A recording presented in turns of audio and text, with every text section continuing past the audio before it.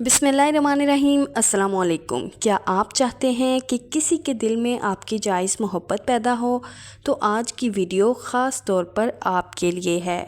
मैं आपको एक ऐसा ताकतवर वजीफ़ा बताने जा रही हूँ जो बेहद ताकतवर है। नाज़रीन, अल्लाह के कलाम में बेहद ताकत है। जब नीयत पाकीज़ा हो और यकीन मजबूत हो तो अल्लाह के फजल से नामुमकिन भी मुमकिन हो जाता है।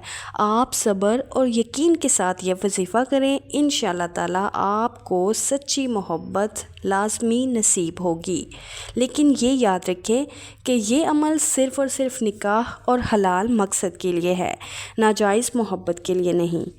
आज का वजीफ़ा इसलिए भी मुअस्सर है कि इसमें दो अजीम चीज़ें शामिल हैं।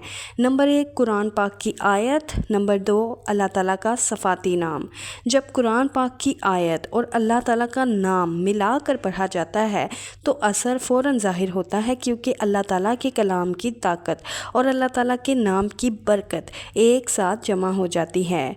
सबसे पहले आइए आयत को समझते हैं। कुरान पाक की सूरत यूसुफ में ये अल्फाज आए हैं, कद शगाफ़हा हुब्बन। इसका तर्जुमा है, बेशक इस औरत के दिल को उसकी मोहब्बत ने गहराई तक जाकर जकड़ लिया है। यानी ये अल्फाज मोहब्बत की शिद्दत और गहराई को ज़ाहिर करते हैं। इसी तरह इस वजीफ़े में अल्लाह ताला का सफ़ाती नाम या वदूदु भी पढ़ा जाता है। सबसे ज़्यादा मोहब्बत करने वाला, अपनी मखलूक पर मेहरबान और दिलों में मोहब्बत डालने वाला। जब हम ये नाम पुकारते हैं तो दरअसल अल्लाह ताला से दरख्वास्त करते हैं कि वो हमारे लिए दिलों में सच्ची मोहब्बत डाल दे। अब आइए वजीफ़ा समझते हैं। सबसे पहले 9 मरतबा दरूद पाक पढ़ें, फिर ये अल्फाज 900 मरतबा पढ़ें।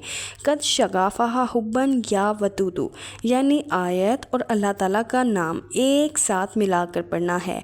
आखिर में दोबारा 9 मरतबा दरूद पाक पढ़ें, फिर दुआ करें कि अल्लाह ताला उस शख्स के दिल में आपके लिए जायज़ मोहब्बत पैदा फरमा दे और ये रिश्ता निकाह के ज़रिए मुकम्मल हो जाए। ये वजीफ़ा सिर्फ़ और सिर्फ जायज़ मकासद के लिए है।